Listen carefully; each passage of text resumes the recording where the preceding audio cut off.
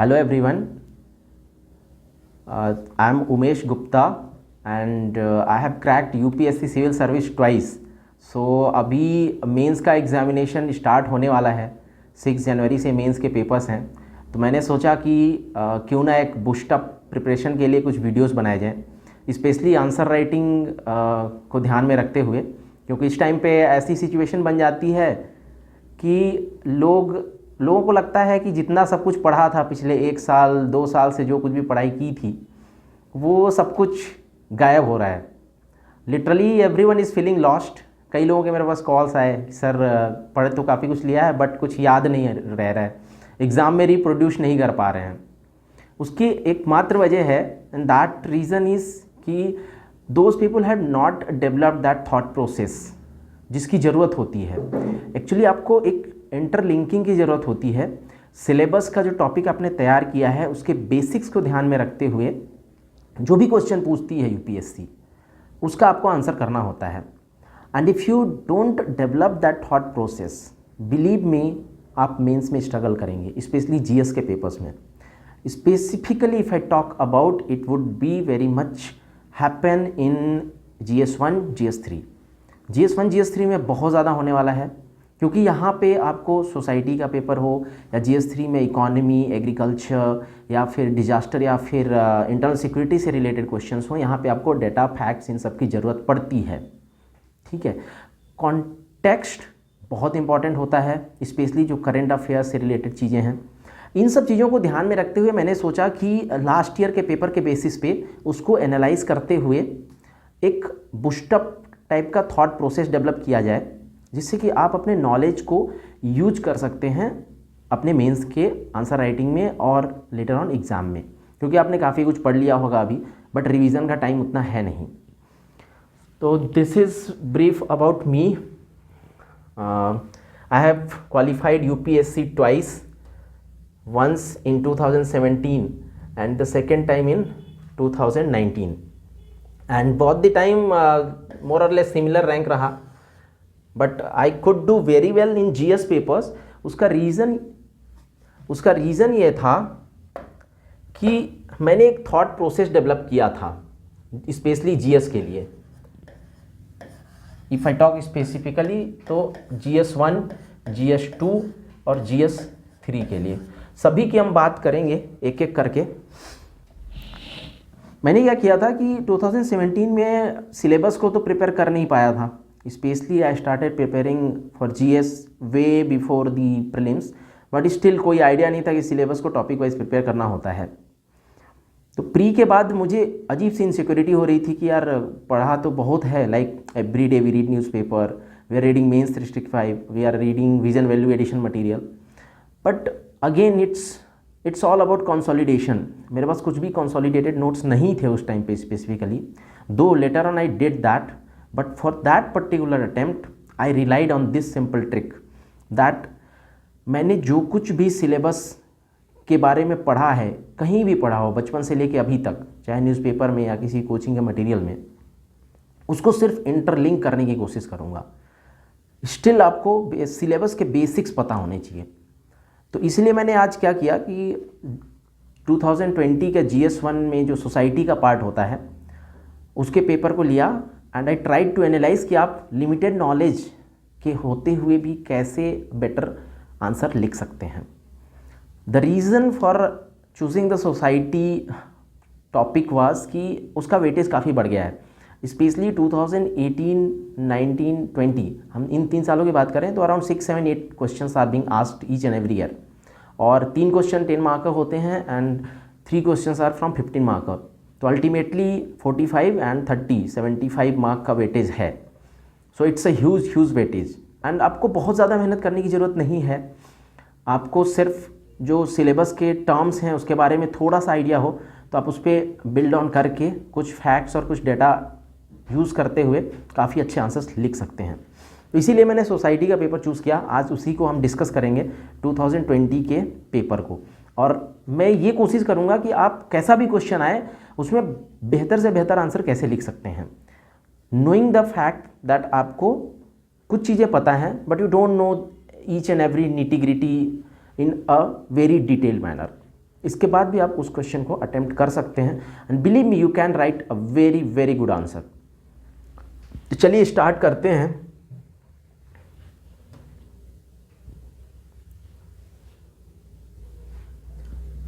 ये पहला क्वेश्चन मैंने उठाया है 2020 मेंस जीएस 1 पेपर का, ठीक है।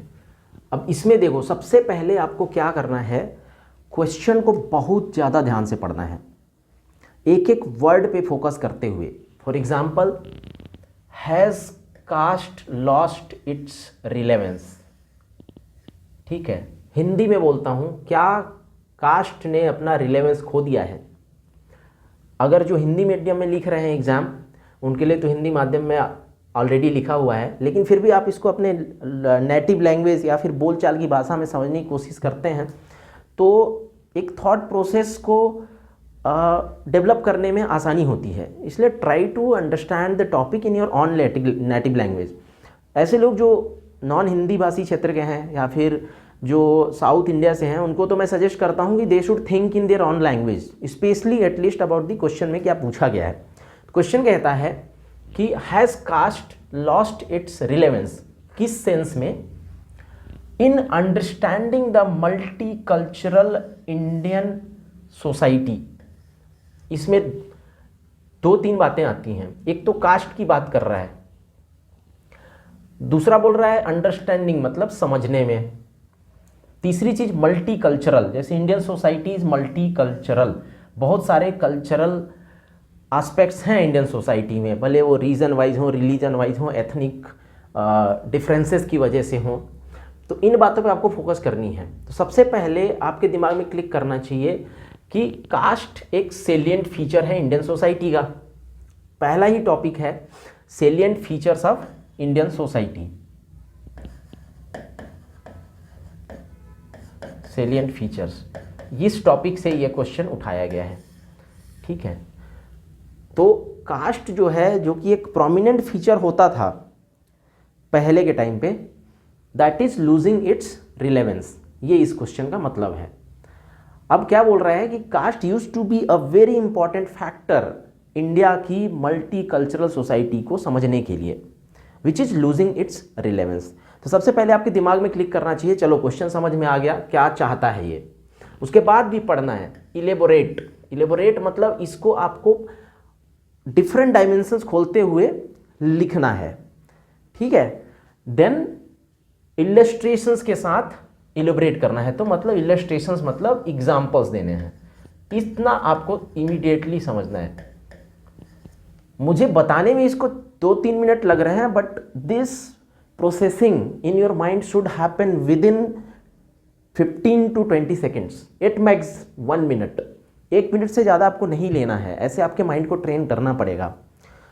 एक चीज़ यहाँ पे ऐड करता हूँ, अभी आप टेस्ट सीरीज दे रहे होंगे, आंसर्स लिख रहे होंगे, do one thing, take up any test paper और क्वेश्चन को देखिए। अगर आप नहीं भी लिख रहे हैं, क्वेश्चन को देखिए और अपने माइंड में एक माइंड मैप बनाने की कोशिश कीजिए कि if this question comes what should be my introduction, and that introduction should very much be linked with the demand of the question. अब लोग क्या करते हैं कि कास्ट देखते ही लोग कास्ट की डेफिनेशन लिखने लग जाते हैं, बट इस क्वेश्चन की डिमांड ये कतई नहीं है कि कास्ट को आपको डिफाइन करना है। ये कहता है कि कैसे कास्ट जो है इंडिया की मल्टी कल्चरल सोसाइटी को समझने में हेल्प करता था, जो कि अब इसके रिलेवेंस को लूज कर रहा है।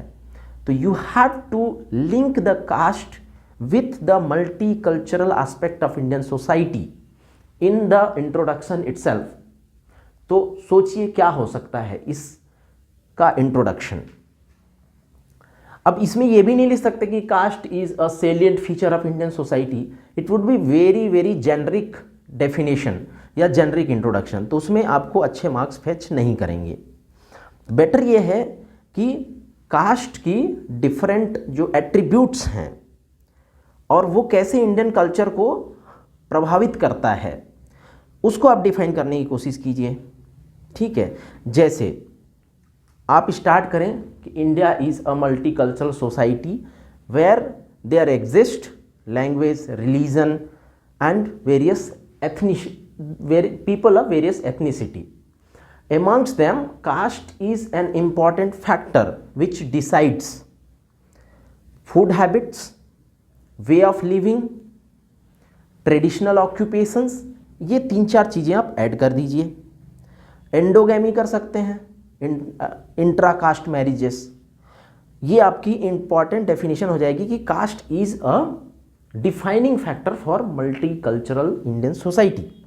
देन उसके बाद लिखें बट या फिर ऐसे वर्ड की आवश्यकता इसलिए पड़ती है ताकि आपको एक लिंकिंग स्टेटमेंट मिल जाए इंट्रोडक्शन से मेन बॉडी तक जाने के लिए. तो आपने कास्ट को बताया कि it is a salient feature which defines the multicultural aspect of Indian society. But अब बट के आगे क्या कि कैसे it is losing its relevance. फिर अब आपको कास्ट के डिफरेंट एट्रीब्यूट्स दिमाग में फटाफट चलने चाहिए, तभी आप सोच पाएंगे. ये थॉट प्रोसेस बहुत ज़रूरी है. अगर आप अगर मल्टी कल्चरल एस्पेक्ट में सोचेंगे ना तो फिर ये क्वेश्चन नहीं कर पाएंगे अच्छे से. आपको कास्ट के डिफरेंट एट्रीब्यूट्स के बारे में सोचना पड़ेगा. जैसे कास्ट क्या है? सिस्टम ऑफ सोशल स्ट्रैटिफिकेशन है. मतलब एक हायरार्की बनाई गई है कि जो हायर कास्ट है, सो कॉल्ड ब्राह्मण एंड क्षत्रिय, जो वर्ण सिस्टम में था, they have been provided a higher pedestal at the societal level. आपको सोचना पड़ेगा कि पहले ये प्यूरिटी और पॉल्यूशन के बेस्ड पे एक स्ट्रैटिफिकेशन था which is losing its significance. अब आपको इलस्ट्रेशन देना है, एग्जाम्पल दे दिया, मेन पॉइंट दे दिया कि caste is losing its significance is a principle of social stratification based on purity and pollution. उसके बाद बताएंगे कि क्या क्या एग्जाम्पल्स हैं जिन्होंने इस प्यूरिटी एंड पॉल्यूशन के कॉन्सेप्ट को अब जो है मिनिमाइज़ किया है. राइट. तो आप बता सकते हैं इसमें कि गवर्नमेंट जॉब्स हैं, they are totally beyond the caste. ऐसा नहीं है कि जो पहले होता था आर्मी में वही जाएगा जो क्षत्रिय होगा, या फिर टीचर वही बनेगा जो ब्राह्मण होगा. It is not like that now. ठीक है. तो ये एग्जांपल्स आपको देने पड़ेंगे. उसके अलावा अनटचेबिलिटी के लिए आर्टिकल 17 इज़ देयर. ठीक है. तो ऐसे 1-2 एग्जांपल्स लेके आगे बढ़िए. बाकी जो फीचर्स हैं कास्ट के उन पे काउंट करते जाइए. लाइक क्या है? हायरार्की की बात की हमने based on purity and pollution. उसके बाद सेपरेशन ऑफ कॉन्टैक्ट था. ये कास्ट का एक फीचर है जो कि अब गवर्नमेंट ने आर्टिकल 17 और उसके बाद एक्ट ला के एंटी अनटचेबिलिटी एक्ट 1955 वाला है. उसके अलावा prevention of manual prohibition of manual scavenging act 2013 है. तो इनके through they are trying to reduce this caste based separation of contact. ठीक है. अब पहले क्या होता था? Caste was a important factor for occupational division of labour. For example जो सुनार कास्ट का है, he will be involve in jewellery shop and all, but now it is completely based on choices. So it is losing its. Simple example देने society के paper में. You don't have to go for very illustrious examples या फिर बड़ी चीज़ें लिखनी, ऐसा बिल्कुल नहीं है. आपको सिंपल एग्जाम्पल देना पड़ेगा. ठीक है. इसमें दे दिए जैसे सोनार लोहार सबने सुना पड़ा होगा, उसके एग्जाम्पल दे दिए कि अब ऐसा नहीं है, जिसकी मर्जी वो करेगा. लाइक ज्वेलरी की शॉप कोई भी खोल सकता है, क्षत्रिय भी हो सकता है या फिर कोई सो कॉल्ड लोअर कास्ट का भी हो सकता है.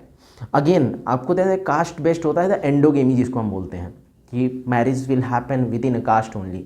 But now it is losing its significance. Love marriages के कॉन्सेप्ट्स आ रहे हैं, inter caste marriages are getting accepted in the society. Right. तो on these counts you have to justify that caste is losing its relevance. चूँकि ये 10 marker question है तो आपको एटलीस्ट 5 पॉइंट्स देने चाहिए कि caste is losing its relevance. Right. And 5 points on the second aspect, क्योंकि इसने पूछा है हैज़ कास्ट. तो आप एग्री करते हैं, एग्री तो करते हैं बट नॉट कंप्लीटली. ऐसा तो नहीं है कि कास्ट बिल्कुल ही ख़त्म हो गया है. राइट. अभी भी कास्ट जो है वो इंडिया की मल्टी कल्चरल सोसाइटी को डिसाइड करता है. बेस्ड ऑन दैट आपको सेकेंड एस्पेक्ट यहाँ देना ही देना है. कई बार ऐसा क्वेश्चन आता है जिसमें बोलते हैं कि has India achieved it's true potential. तो आप कह सकते हैं वहाँ पे कि हाँ अचीव किया है। आप इकोनॉमी के टर्म्स में बात करेंगे, ह्यूमन डेवलपमेंट इंडेक्स के बारे में बात करेंगे, सोशल इंडेक्स के बारे में बात करेंगे, इन्वायरमेंटल परफॉर्मेंस के बारे में बात करेंगे, तो बोलेंगे yes India is achieving its potential. But again आपको अदर एस्पेक्ट देना पड़ेगा कि we are lacking on many fronts. Similar यहाँ भी होता है कि कास्ट जो है वो रिलेवेंस लूज तो कर रहा है but not completely. At the same time you have to mention कि caste is assuming new significance, right, new identities, जिससे कास्ट बेस्ड मोबिलाइजेशन हो रहे हैं। फॉर एग्जाम्पल अब मैं बात करूंगा कि कास्ट रिलेवेंस क्यों है अभी भी, तो आप इसका एक सिंपल हेडिंग बना सकते हैं, कास्ट रिलेवेंट इवन टुडे, ऐसा हेडिंग बना सकते हैं। चाहे तो इसमें आगे ऐड कर सकते हैं टुडे इन डिफाइनिंग दी और अंडरस्टैंडिंग द इंडियन सोसाइटी। कैसे? पहला है कास्ट बेस्ड रिजर्वेशन। अभी भी जो है कास्ट बेस्ड रिजर्वेशन है हमारे कंट्री में, and that is very much defining the cast identity.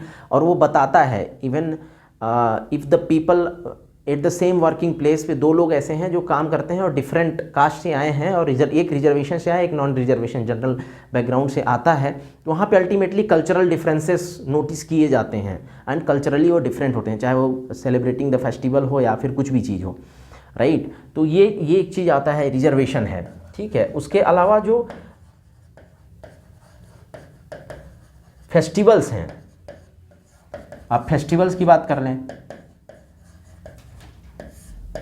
जैसे दिवाली सेलिब्रेशन होता है, ठीक है, तो जो क्षत्रिय वगैरह हैं वो सब बड़े बड़े जो पुराने ज़माने में होते थे उस टाइप के दिए जलाएंगे, मतलब रॉयल वाले दिए जलाएंगे।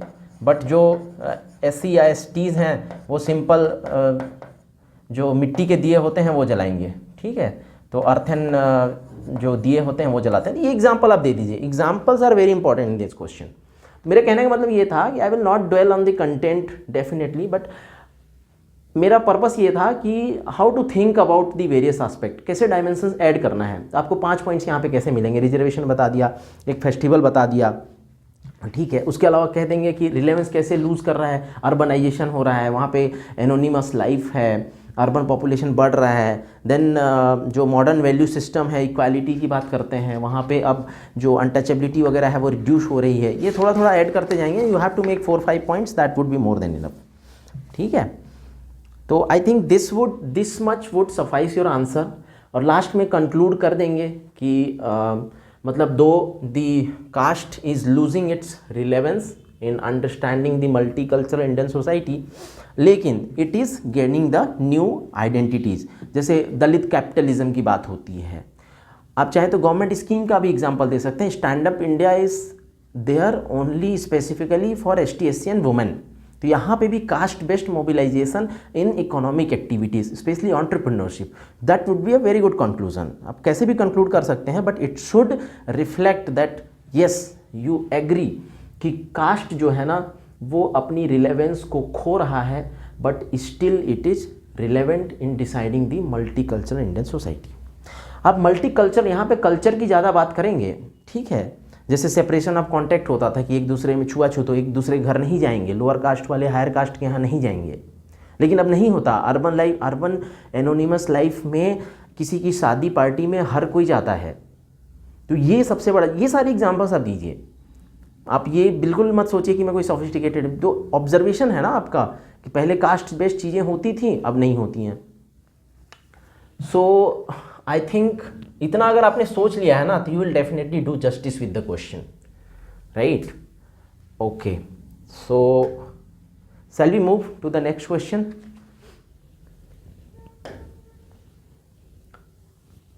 ये है 2020 का दूसरा क्वेश्चन था सोसाइटी से। This was current affairs based question. इसमें कोई प्रिपरेशन की ज़रूरत नहीं थी, बस थोड़े फैक्ट्स, डेटा, ये सब आपको याद होने चाहिए थे, ठीक है। और उसके अलावा आपको ज़्यादा चीज़ों की ज़रूरत नहीं थी, ठीक है। इसमें मतलब बड़ी इजीली इसका आंसर लिखा जा सकता था। अगर किसी ने न्यूज़पेपर रेगुलरली पढ़ा हो तो ही और she can write a very very good answer. But again question को बहुत ध्यान से पढ़ना होता है। क्वेश्चन कहता है कि कोविड-19 पैंडेमिक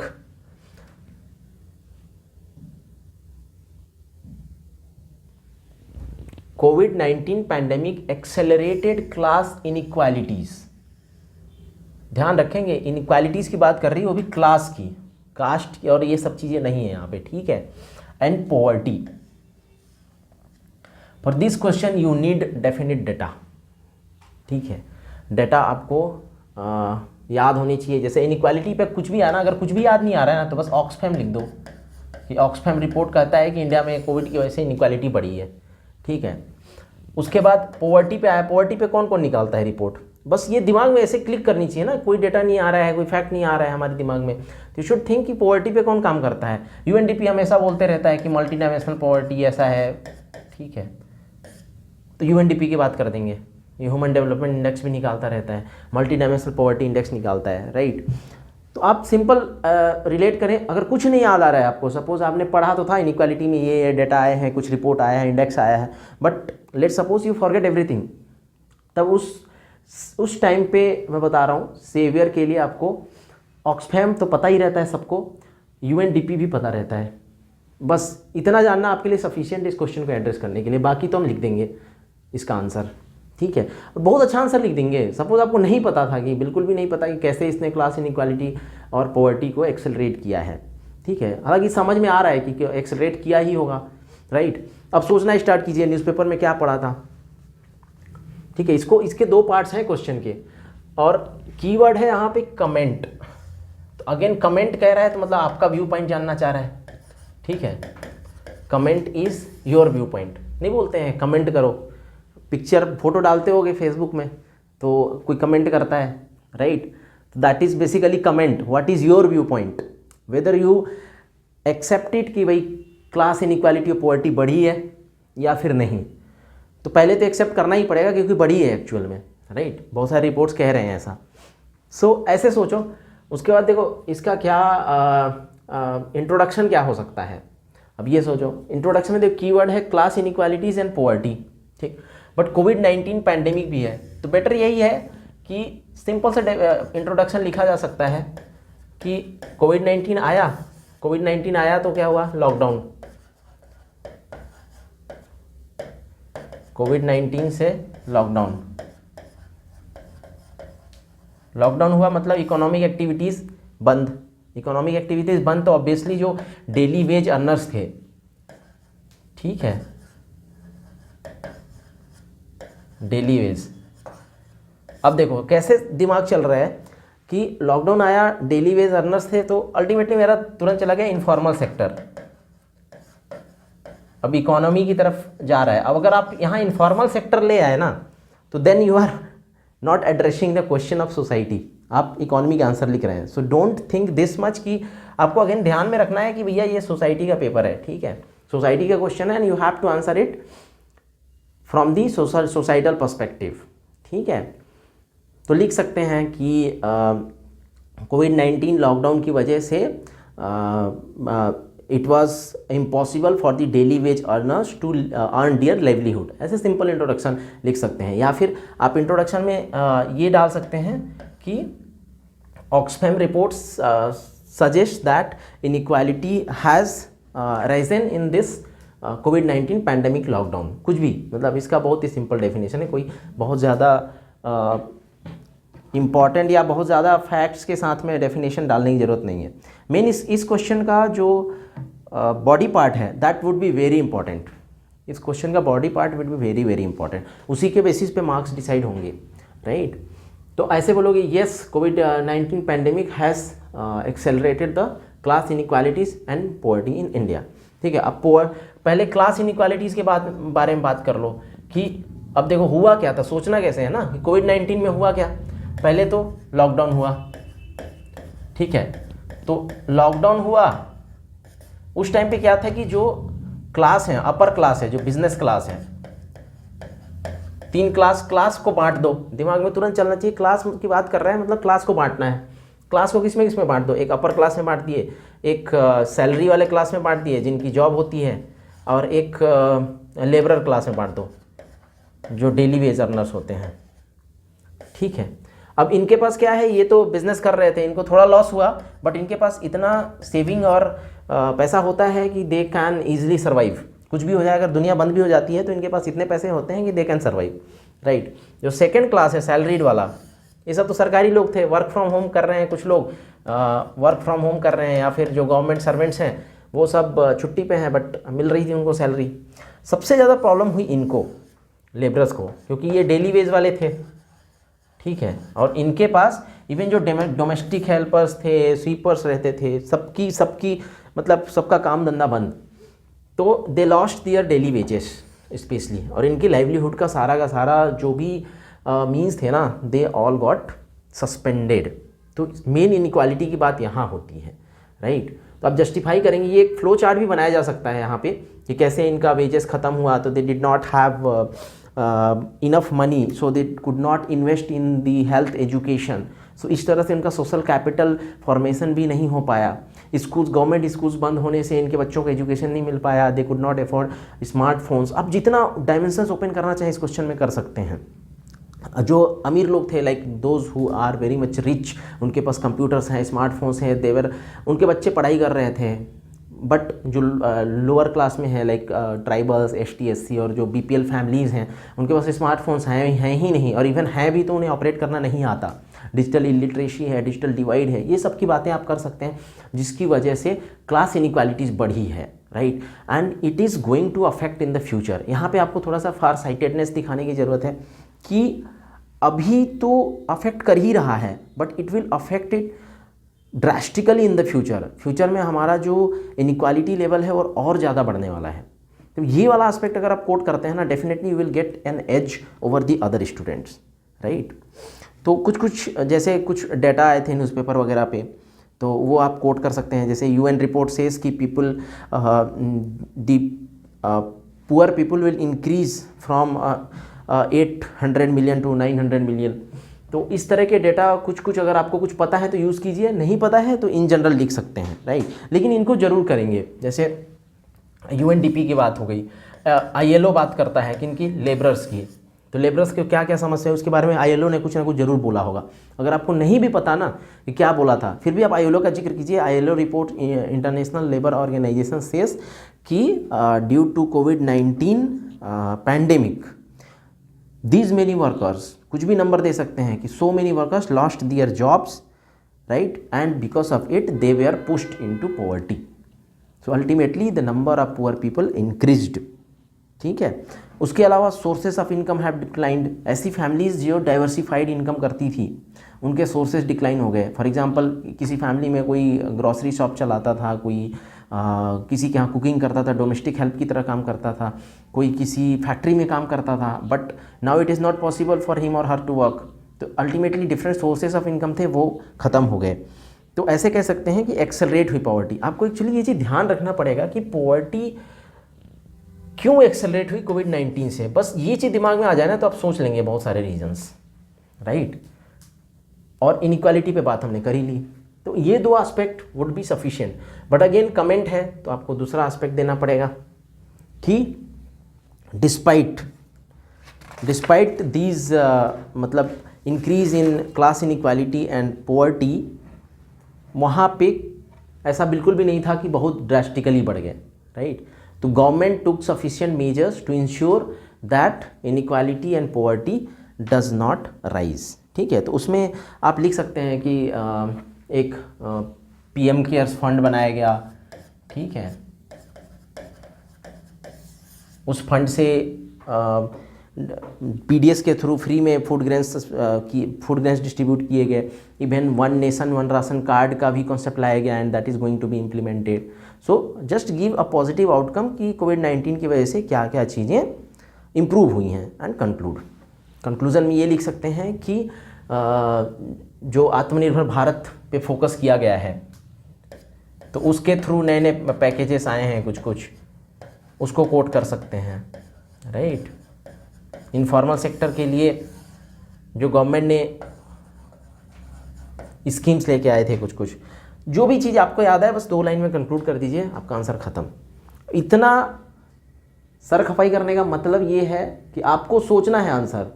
मैं इसको इस पर्सपेक्टिव से बता रहा हूँ कि you don't know anything about the data facts related to class inequality poverty. देखो, आंसर लिखने का 3 तरीके होते हैं।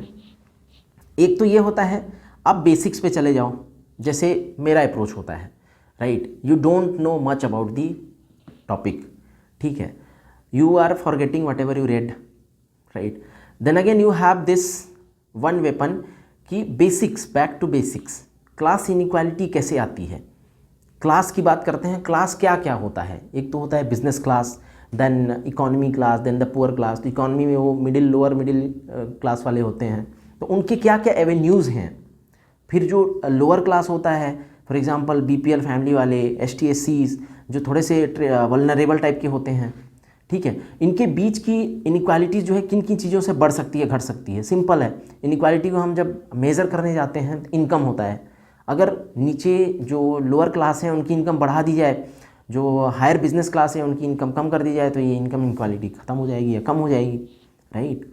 तो इस चीज़ में आप सोचेंगे ना, then you will find the content, आपको डायमेंशंस मिलेंगे, डिफरेंट डायमेंशंस मिलेंगे।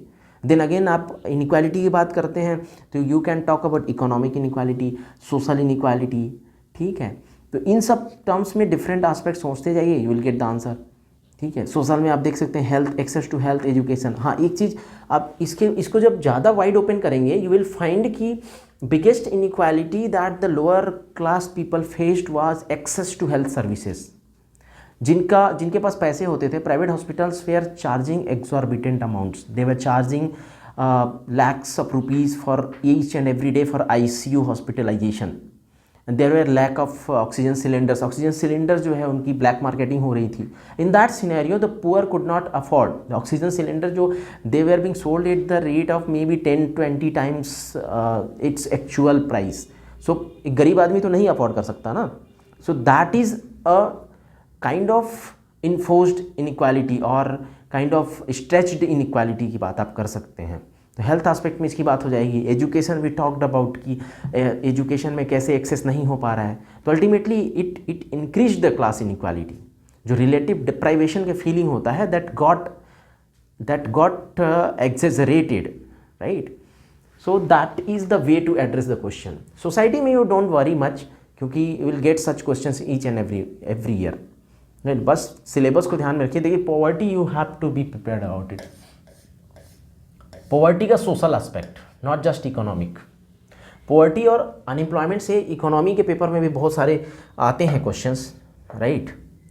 सो you have to be very much prepared about this topic, ठीक है।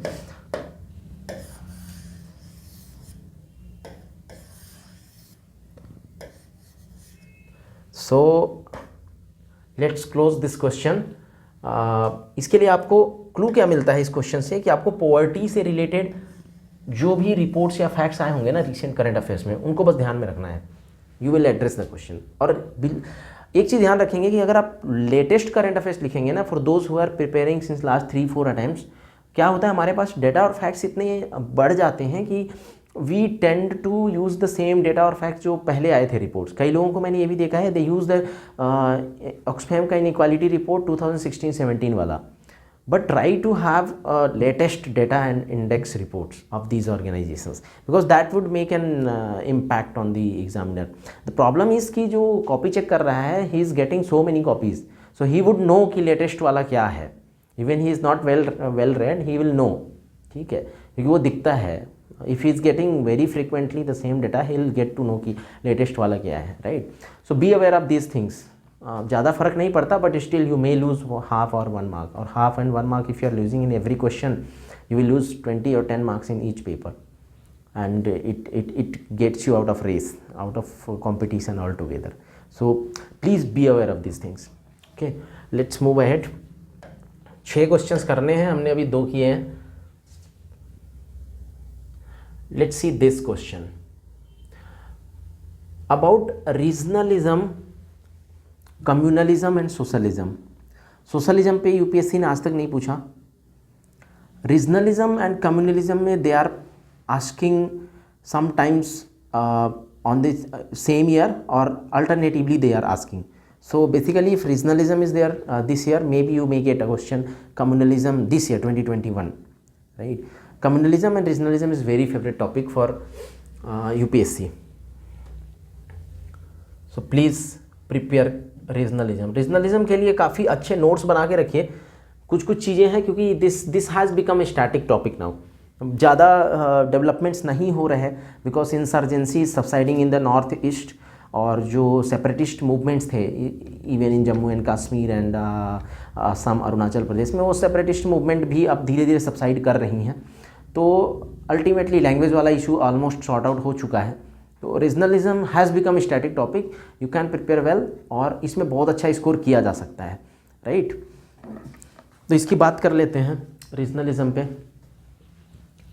क्वेश्चन सेज कि do you agree that regionalism in India appears to be a consequence of rising cultural assertiveness, argue. थोड़ा सा question की language tough लग रही है, लेकिन if you break it into the pieces you will find कि question बहुत ही इजी है, बहुत इजी बात कही है इसने। पहली बात तो बोलता है कि रीजनलिज्म इन इंडिया, ठीक है। अब समझ दिमाग में आना चाहिए कि अच्छा ये रीजनलिज्म की बात कर रहा है। डू यू एग्री, एग्री करते हैं या नहीं। Appears to be a consequence, consequence किस चीज़ का consequence, of rising cultural assertiveness. अब ये क्या है टर्म कल्चरल असर्टिवनेस, जैसे हिंदी में इसने लिखा क्षेत्रीयता बढ़ती हुई सांस्कृतिक मुखरता का परिणाम है। तो जो those who are from Hindi medium, जो हिंदी मीडियम में लिख रहे हैं ना, उनको भी ये चीज़ ध्यान रखना पड़ेगा कि ये समझ में नहीं आता इजीली, सांस्कृतिक मुखरता। तो मे बी आप लोगों को समझ में आता हो, बट अगर दिक्कत होती है तो रीड द इंग्लिश वाला version, right. Cultural assertiveness, assertiveness, cultural assertiveness का मतलब होता है कि हमारा कल्चर है, ठीक है, हम तो उसी को फॉलो करेंगे और हमें इतनी इंडिपेंडेंस दे दो कि सिर्फ हमारा कल्चर है, बाकी लोगों का नहीं है, कुछ भी ध्यान नहीं रखेंगे हम। सिंपल मामले में ये समझो, ठीक है। हम असर्ट करते हैं, असर्ट करना है इसकी try to justify that yes we should get autonomy, we should get independence based on our cultural aspects. वो कुछ भी हो सकता है, मे बी फूड हैबिट्स हो सकते हैं, मे बी एथनिक एस्पेक्ट्स हो सकती हैं, मे बी फेस्टिवल्स हो सकते हैं, राइट। तो ये चीज़ है। अब इसका इंट्रोडक्शन हो गया, व्हाट इज़ रीजनलिज्म, यहाँ पे ये आ गया। तो यू शुड डेफिनेटली इस क्वेश्चन में ज़्यादा नहीं सोचना, रीजनलिज्म को डिफाइन करो, आगे बढ़ो, ठीक है। अब इसमें सोचना पड़ेगा कि how it is a consequence of rising cultural assertiveness, ठीक है, उसकी बात करेंगे। इस क्वेश्चन में जो मेजर डिमांड है that is cultural assertiveness. If one understands this point cultural assertiveness, you can easily right this question. Problem ये आती है कि हमारे पास ज़्यादा पॉइंट्स होते नहीं हैं cultural assertiveness. Cultural assertiveness is कि जहाँ पे लोग अपने कल्चरल एस्पेक्ट को असर्ट करने की कोशिश करते हैं, इम्पोज करने की कोशिश करते हैं। जैसे जस्ट आफ्टर इंडिपेंडेंस लैंग्वेज का इशू आया था, people were demanding, they were demanding the state, separate states only based on the language, जिसके बेसिस पे कमीशंस भी बनाई गई थी 2-3, और लास्ट एक्सेप्ट करना पड़ा कि language based reorganisation of the states किए गए। And it happen even after 1960s और 70s जब पंजाब वगैरह बनाए गए थे। तो ultimately this was one of the aspect. But सिर्फ एक पॉइंट पे तो नहीं क्वेश्चन खत्म कर सकते। और सोचो कल्चर में क्या क्या आता है। एक तो लैंग्वेज आ गया कि लैंग्वेज के बेसिस पे असर्ट करने की कोशिश किए गए, और ये यहाँ तक की गया कि खालिस्तान मूवमेंट जो था वो टू द सर्टेन एक्सटेंट, दो it was a religion based, but उसमें लैंग्वेज भी एक था, ठीक है। फिर अगेन एग्जाम्पल दे सकते हैं कि रिसेंट बात होती है भोजपुरी को शामिल करने के लिए शेड्यूल 8 में, ये डिमांड उठी थी। और भी जो लैंग्वेजेस हैं, जैसे आसाम में स्पेशली वेस्ट बंगाल में जब बंगाली लैंग्वेज को ऑफिशियल लैंग्वेज बनाया गया था, देन देयर वेर रिसेंटमेंट, और एक गोरखालैंड वगैरह की डिमांड चली थी जो आसाम बंगाल का रीजन है, राइट। तो ये एक लैंग्वेज बेस्ड कल्चरल असर्टिवनेस हो गया, right. Second thing is religion, ठीक है। रिलीजन में क्या होता है, religion is a basis of culture. For example, crude example ले लेते हैं हिंदू और मुस्लिम का। Hindu culture is entirely different than the Muslim culture, ठीक है ना, be it on the personal law, और पर्सनल लॉ के बेसिस पे हो या फिर आपका डाइट के बेसिस पे हो, डाइटिंग बिहेवियर के बेसिस पे हो। जैसे हिंदूज़ में वेजिटेरियन ज़्यादा मिलेंगे आपको, मुस्लिम्स में वेजिटेरियन कम मिलेंगे। तो इस टाइप के एग्जांपल्स हैं। रिलीजन के बेसिस पे कैसे रीजनलिज्म को इम्पोज करने की कोशिश की गई, स्पेशली पंजाब में, राइट। उसके अलावा आप इंटरनेशनल एग्जाम्पल्स तो नहीं देना चाहिए, आप बाहर के एग्जाम्पल नहीं देंगे, क्योंकि इसने इंडिया की बात की स्पेसिफिकली। अगर सिर्फ रीजनलिज्म की बात की होती तो वहाँ पे हम फॉरेन का भी एग्जाम्पल दे सकते थे कि वो कल्चरल असर्टिवनेस की बात करते थे। और पॉइंट सोचो क्या हो सकता है, क्योंकि इसमें ज़्यादा पॉइंट्स मिलेंगे नहीं, क्योंकि रीजनलिज्म सिर्फ लैंग्वेज, रिलीजन, एक एथनिसिटी के बेसिस पे हुई थी, राइट। तो एथनिक कल्चर है वो है। हाँ, एक चीज़ किया जा सकता है, अगर आप पॉइंट्स नहीं मिल पा रहे इससे क्वेश्चन में, तो आप नक्सलिज्म को भी यहाँ ला सकते हैं, क्योंकि नक्सलिज्म जो है वो उनके डिफरेंट कल्चर, जो ट्राइबल कल्चर है उसके बेसिस पे वो रीजनल ऑटोनॉमी और गवर्नमेंट की मांग करते हैं। दे गो बियॉन्ड दी ऑटोनॉमी, उनको तो पूरी मतलब पूरा अलग ही सरकार चाहिए, जो कि जनताना सरकार। तो definitely Naxalism can come here, और ये आपको एक अलग एडवांटेज देता है।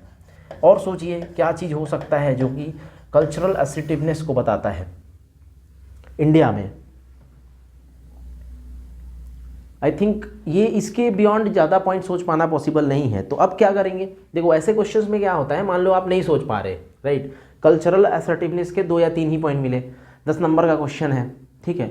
आप आर्ग्यू करेंगे, आर्ग्यू करने को बोला है, डू यू एग्री, बोलेंगे yes I agree that because of this factors regionalism is a consequence of cultural assertiveness, but it is beyond the just cultural assertiveness.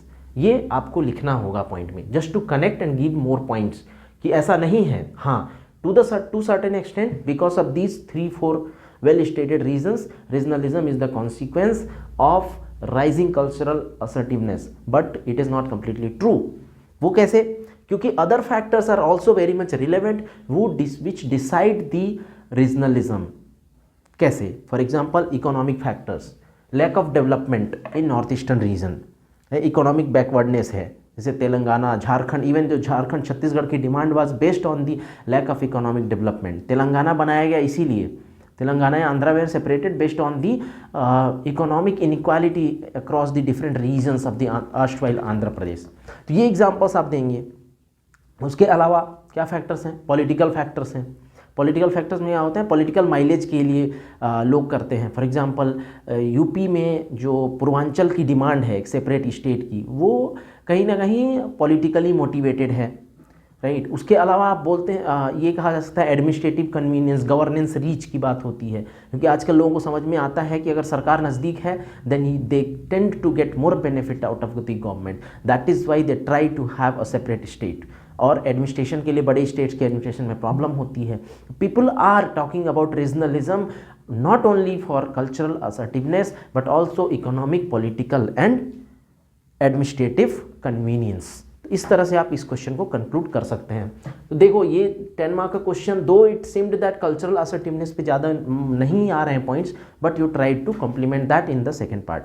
ऐसे आपको सोचना है। मेरा मेन पर्पस है बताने का कि how to have a thought process, जिससे आप क्वेश्चन के कीवर्ड्स को उठा के और आंसर बना सकें। That's it. अगर आपने टॉपिक को तैयार कर रखा है, अगर आपने टेस्ट सीरीज में कहीं उस आंसर को लिख रखा है, वेल एंड गुड, कोई बात नहीं, आप अपना नॉलेज का यूज़ करिए वहाँ पे। But if you are getting lost, अगर आपका दिमाग नहीं काम कर पा रहा है, अगर आप वहाँ पे रिकॉल नहीं कर पा रहे हैं, तो अपने दिमाग को यूज़ कीजिए और डिफरेंट डायमेंशंस को खोलने की कोशिश कीजिए, so that you can write a very good answer. Okay, let's move to the next question of 2020। अब ये 15 मार्क का क्वेश्चन है। अब यहाँ पे आपको पहले एक फ्रेम ऑफ माइंड बनाना पड़ेगा। अच्छा, एक चीज़ और बता दूँ, मेंस का पेपर अटेम्प्ट करने time try to attempt 15 marker first, क्योंकि उसमें कंटेंट भी ज़्यादा चाहिए होता है, पेजेस भी ज़्यादा भरने होते हैं, राइट। और इनिशियली हमारी स्पीड स्लो होती है, तो आई वुड स्ट्रांगली रिकमेंड कि स्टार्ट फ्रॉम क्वेश्चन नंबर 11, और if you want to have a good impression in question number 1 or 2, do 1 or 2 questions from start from 10 marker, then move to the question number 11, the 15 marker, because if you do not finish the 15 marker, your marks will drastically reduce. और जो 15 mark का questions हैं उसमें score बहुत अच्छा कर सकते हैं आप, क्योंकि 10 मार्कर में ज़्यादा स्कोप होता नहीं है। सो इफ़ यू राइट, एक और डिसएडवांटेज है 10 मार्कर को पहले लिखने का कि if you write the 10 marker first you tend to write more. उसमें क्या होता है, आपका टाइम बहुत ज़्यादा चला जाता है और मार्क्स उसके कम हैं। यही काम अगर 15 मार्कर में आप करेंगे तो you will get more benefit out of it. Okay, let's talk about globalisation. ये है फिर again, globalisation is such a important topic for UPSC, every year they are asking one question. तो ग्लोबलाइजेशन के बारे में बेसिक्स तैयार कर लीजिए। अगर नोट्स बने हैं तब तो ठीक है, नहीं बने हैं तो बना लीजिए।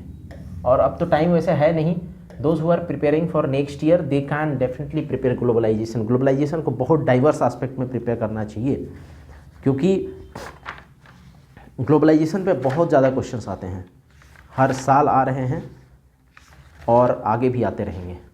ग्लोबलाइजेशन पे almost every year they are asking one question, right.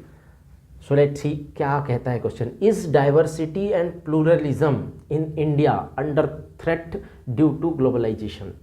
देखो कीवर्ड्स क्या है, डाइवर्सिटी। डाइवर्सिटी क्या है, salient feature of Indian society. Pluralism ये भी सेलिएंट फीचर है, बहुलवाद जिसको हिंदी में बोलते हैं। Under threat due to globalisation, justify your answer. अब देखो इसके इंट्रोडक्शन में ही आपको ग्लोबलाइजेशन और डाइवर्सिटी पे उसका इम्पैक्ट है उसको इंटरलिंक करना पड़ेगा। That would be considered a good answer. अगर आप सिंपल ग्लोबलाइजेशन को डिफाइन कर देते हैं, I would say that would not be a good introduction, because question is not about the only about the globalization, it talks about the threat that the globalization is posing on some features of Indian society, and two of them are pluralism and diversity, right? So you can start that globalization is the integration of the world in social, economic and cultural spheres. Then interlink it that because the globalization, the declining diversity features of Indian society, इसको आप reframe कर सकते हैं जैसे भी चाहें। Diversity के feature देखो, अगेन सोचना कैसे आपको, डाइवर्सिटी के फीचर्स क्या हैं, रिलीजियस, एथनिक, कास्ट, ये सब जो फीचर्स हैं डाइवर्सिटी की, ये जो हैं डिक्लाइन हो रही हैं ड्यू टू ग्लोबलाइजेशन, क्योंकि एमएनसी कल्चर है और जो प्योरिटी एंड पॉल्यूशन का कॉन्सेप्ट था कास्ट में, all are getting washed away. तो इस वजह से क्या हो रहा है कि डाइवर्सिटी इज गेटिंग थ्रेटेंड, ये हमें जस्टिफाई करना है, ठीक है। तो 250 वर्ड्स में इसने पूछा है, is diversity and pluralism in India under threat due to globalisation, justify your answer. Again it says justify. Justify का मतलब how would you justify something, क्या करते हैं किसी चीज़ को जस्टिफाई करने के लिए। इसने हिंदी में क्या लिखा है कि औचित्यपूर्ण उत्तर दीजिए, वेरी डिफिकल्ट टू कॉम्प्रिहेंड, इसीलिए जस्टिफाई करेंगे। हम कहते हैं कि कोई इंसान है, कोई भी इंसान है, वो ऐसा है बेस्ड ऑन सर्टेन फैक्ट्स या फिर उसके पास्ट हिस्ट्री के बेसिस पे टू जस्टिफाई योर स्टेटमेंट। तो अल्टीमेटली आप जो कुछ भी स्टेटमेंट देंगे उसको सब्सटेंशिएट करना है। ये इन जनरल आपको दिमाग में रखना चाहिए कि आप जो भी आंसर लिखते हैं उसमें सब्सटेंशिएट जरूर करें, चाहे उसके लिए आप कोई एग्जाम्पल दीजिए, चाहे कुछ डेटा दीजिए, या फिर कोई फैक्ट दे दीजिए, हिस्टोरिकल फैक्ट ऐसा हुआ था, राइट, एग्जाम्पल, डेटा, फैक्ट, इसके बेसिस पे आप सब्सटेंशिएट कीजिए, that would be analogous to justification, ठीक है। अब बात करते हैं, अब खोलेंगे कैसे ग्लोबलाइजेशन में क्या क्या हुआ है और उसके डाइवर्सिटी पे क्या क्या इम्पैक्ट पड़ा है, ठीक है। तो इसके लिए आपको ग्लोबलाइजेशन के टॉपिक को तैयार करना चाहिए। अगर नहीं तैयार किया तो सोचो, ग्लोबलाइजेशन को सोचो। सबसे पहले इकोनॉमिक एस्पेक्ट में सोचो। इकोनॉमिक एस्पेक्ट में ग्लोबलाइजेशन की एमएनसी कल्चर आया है, everyone is working under the same roof, private companies में काम कर रहे हैं। तो ट्रेडिशनल जो कास्ट बेस्ड डाइवर्सिटी थी, ऑक्यूपेशनल स्ट्रक्चर की डाइवर्सिटी थी, दैट इज़ गेटिंग रिड्यूस्ड, उसकी रिलेवेंस कम हो रही है। ये आपका एक पॉइंट हो गया, ठीक है। क्या जो बाकी डाइवर्सिटी, कल्चरल डाइवर्सिटी की हम बात करते हैं, तो पहले क्या होता था, फूड हैबिट्स की बात होती थी कि क्या बोलते हैं, लोकल स्टेपल डाइट होता था, इस रीजन के लोग राइस खाते थे, उधर वाले वीट खाते थे। ये एग्जांपल आप लिख सकते हैं डेफिनेटली, बट अभी क्या है कि it's McDonaldization of the food habits. McD पे जाते हैं लोग, बर्गर पिज्ज़ा खाते हैं, so it's more of a western culture. तो Indian culture of food habit is getting threatened, ये आपको एग्जांपल दे दिया। और सोचो डाइवर्सिटी में क्या क्या होता है। डाइवर्सिटी में होता है लिंग्विस्टिक डाइवर्सिटी। ग्लोबलाइजेशन की वजह से English has become the only means of communication. ये आप कोट करना ही करना है। ये language linguistic diversity has definitely been threatened. Local language में आजकल कोई नहीं बात करता, ठीक है।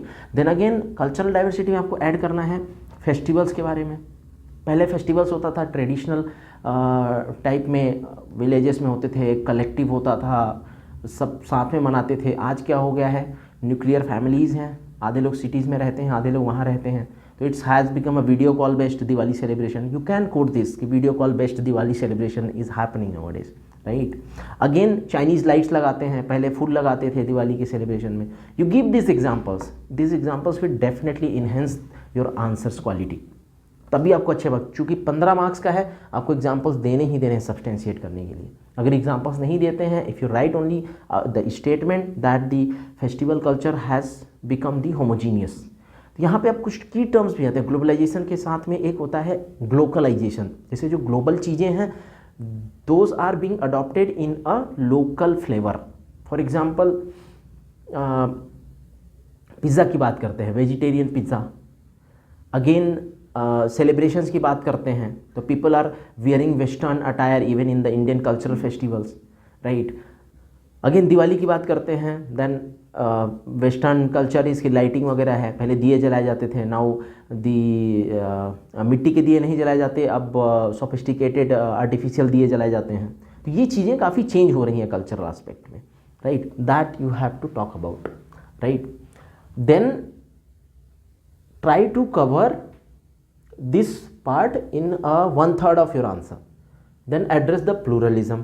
प्लूरलिज्म का मतलब होता है वेरियस एस्पेक्ट्स के लोग, चाहे वो रिलीजियस प्लूरलिज्म हो, एथनिक प्लूरलिज्म हो, चाहे वो रीजनल प्लूरलिज्म हो। जैसे एक रीजन का कल्चर अलग है, एक रीजन का अलग है। छठ का बहुत अच्छा एग्जाम्पल दे सकते हैं आपकी। Chhath is being celebrated in Bihar as well as in Bangalore, जबकि बैंगलोर में नहीं था कल्चर छठ का।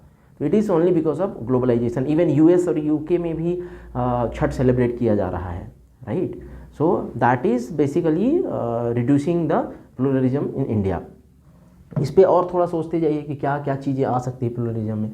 Then give the second aspect कि yes the diversity and pluralism is under threat due to globalization, but at the same time it has got strengthened.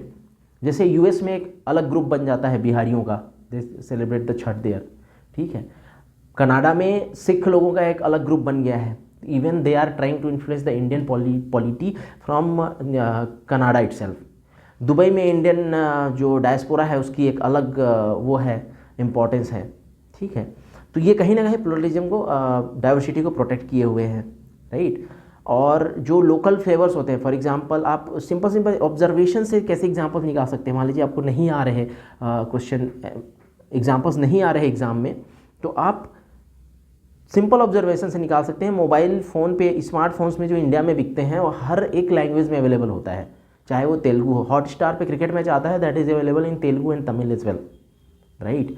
तो ये चीज़ें आपको कोट करनी है, that will definitely give you an edge in society paper, right.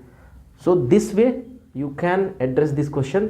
और last में conclude कर दो कि yes the diversity and pluralism has been under threat, क्योंकि इसने जस्टिफाई करने को बोला है, but at the same time to certain aspect it has got strengthened, ठीक है।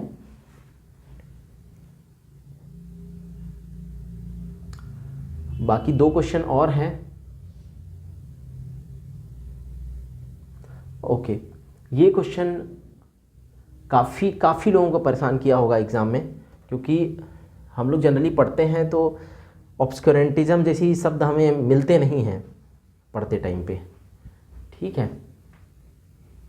सो द क्वेश्चन सेज कि customs and traditions suppress reason leading to obscurantism. अब इसका प्रोनाउंसिएशन क्या है मुझे ये भी नहीं आता ढंग से, क्योंकि I have been Hindi medium student through out. तो वो तो यूपीएससी के लिए अंग्रेजी सीख ली थी, नहीं तो इंग्लिश आता नहीं था मुझे। Do you agree? क्वेश्चन कहता है कि कस्टम और ट्रेडिशन है ना, वो सप्रेस रीजन मतलब रैशनैलिटी, रीजन मतलब रैशनैलिटी को सप्रेस दबा देते हैं लीडिंग टू ऑब्सक्योरेंटी, ये जो है ना वो थोड़ा सा उस टाइप का है कि लाइक बीइंग ऑर्थोडॉक्स टाइप की चीज़ें होती हैं, उसको बोलते हैं ऑब्सक्योरेंटिज्म, जो भी है obscurantism, I don't know the pronunciation. रीति रिवाजों एवं परंपराओं द्वारा तर्क को दबाने से प्रगति विरोध उत्पन्न होता है। प्रगति विरोध, something which keeps you stranded in your orthodoxy or in your narrow mindedness, that is called obscurantism। यही समझ आ रहा है इससे, राइट। तो ये आपको पढ़ना पड़ेगा। For example if I was giving this paper, I would say this term, मुझे लगेगा यार आई डोंट नो इट्स मीनिंग, तो डोंट डू दैट। हिंदी वाला भी देख लो, जो हिंदी मीडियम हिंदी बेल्ट के हैं वो, राइट। प्रगति विरोध बोला तो इससे क्लियरली प्रूव हो रहा है कि something which is hindering your growth, right, आपके ग्रोथ को, प्रगति को रोक रहा है, राइट। तो उसने बोला कस्टम्स या ट्रेडिशंस सप्रेस रीजन, मतलब हमारे जो इंडिया के कस्टम्स और ट्रेडिशंस हैं, ठीक है, जो भी कल्चरल ट्रेडिशंस रहे हैं वो रीजनिंग या रैशनैलिटी को सप्रेस करती हैं, दबाती हैं, जिससे कि हम तरक्की नहीं कर पाते हैं। अब इसमें डिफरेंट डायमेंशंस आपको खोलने पड़ेंगे और उसके लिए आपको बहुत ज़्यादा सोचने की ज़रूरत नहीं है। अगर आप कस्टम्स और ट्रेडिशंस को समझ जाते हैं ना इंडिया के, और कैसे कैसे ये जो है हमारे ग्रोथ और डेवलपमेंट में हिंड्रेंस का काम करता है, एक तरह से बाधा का काम करती है, ठीक है। तो आप सिंपल इसका देखो, या तो आप डिफाइन कर दो कस्टम और ट्रेडिशन को और इंडियन कॉन्टेक्स्ट में बता दो क्या क्या ट्रेडिशन है, क्या कस्टम्स है, ठीक है, या उसको लिंक कर दो कि ये क्या चीज़ है। तो better would be, since it's a society paper, try to define this customs and traditions, right. ये दो टर्म्स को एग्जाम्पल्स के थ्रू डिफाइन कर दो, ठीक है। सोचो क्या होते हैं कस्टम्स में, क्या क्या चीज़ें होती हैं। Custom is a way which is prescribe to every human being, कि आपको ये particular way of living follow करना है।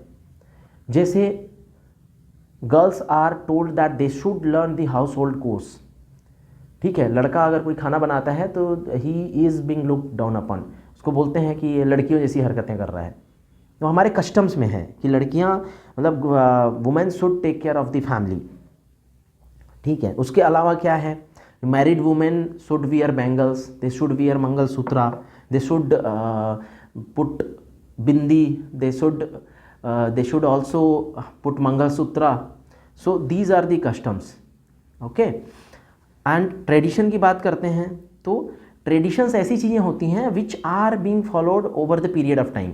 जैसे होता है कि जैसे दादाजी ने शादी की, वैसे बेटे की शादी हुई, देन अगेन द सन और daughter will be married, get married same way. जैसे कास्ट बेस्ड मैरिज या एंडोगेमी है, दैट इज़ ट्रेडिशन जो चला आ रहा है, राइट।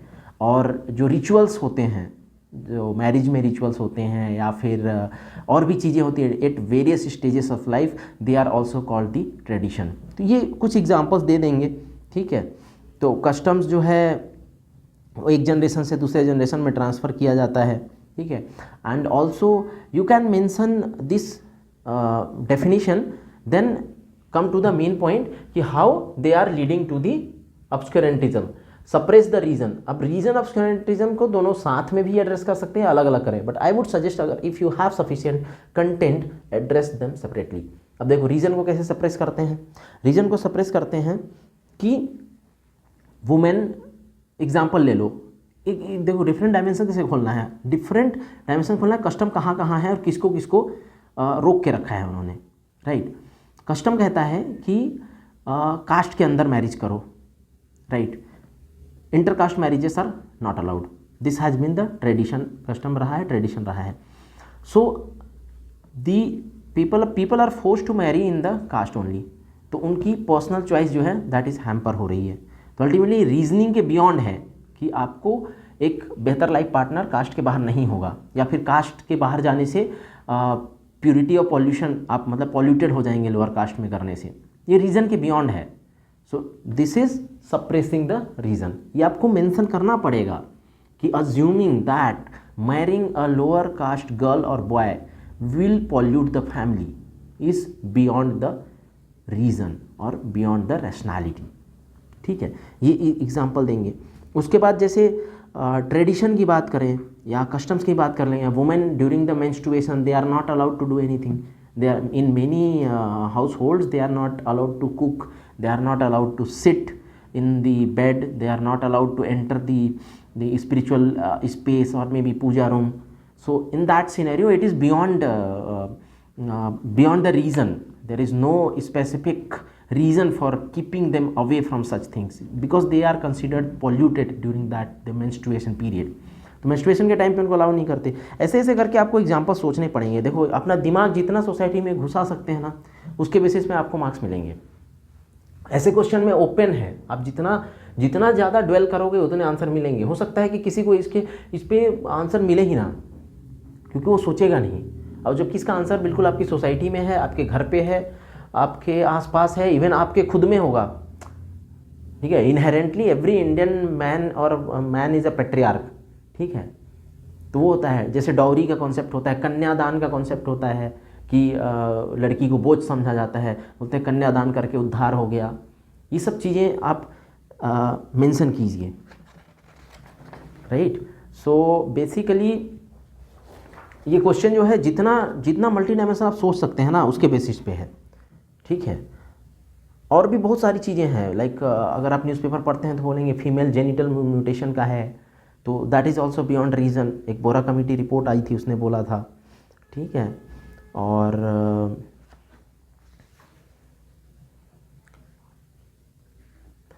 उसके अलावा जो women are being forced to keep fast, specially most of the जो उपवास होते हैं वो महिलाओं को ही करना पड़ता है। तो ultimately it hampers their economic activity, it hampers their participation in the growth and development of the economy.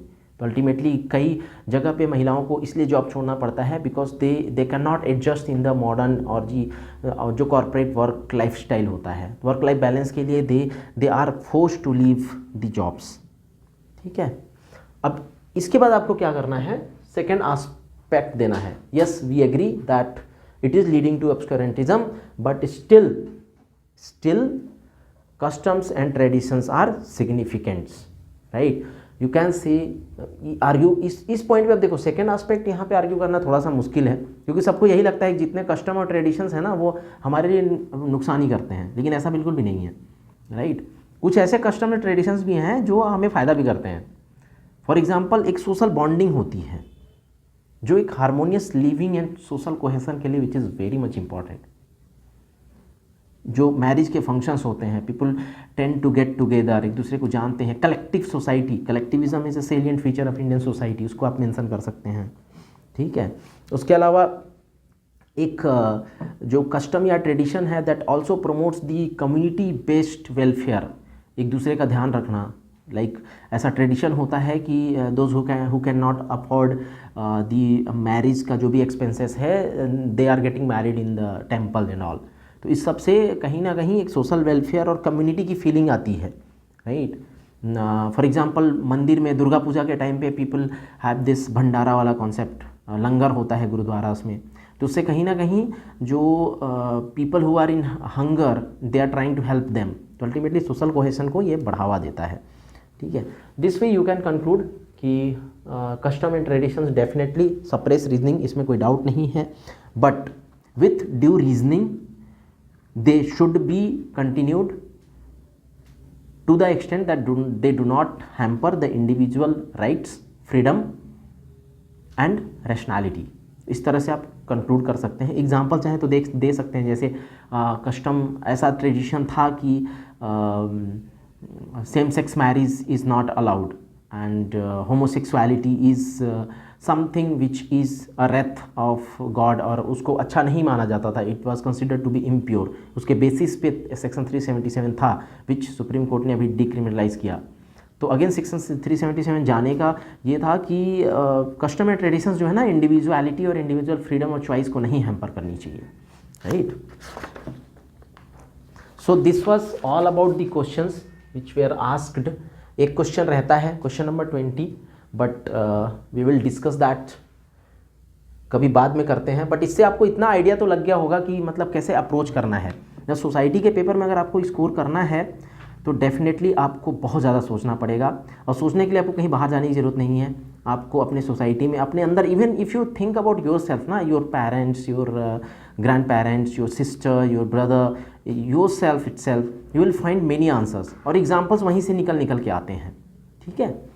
और उसके अलावा बेसिक्स तो आपको पढ़ना पड़ेगा। फॉर एग्जांपल स्पेशली जो क्वेश्चंस है ना ग्लोबलाइजेशन, तो उसका इम्पैक्ट क्या क्या हुआ है, जैसे उसका इम्पैक्ट वुमेन पे, उसका इम्पैक्ट ओल्ड एज पे, जैसे ओल्ड एज होम्स बढ़े हैं, ये सारी चीज़ें आपको ध्यान में रखनी पड़ेंगी, right. So I will conclude this lecture, I hope you will get benefited from it. Thank you everyone for listening patiently.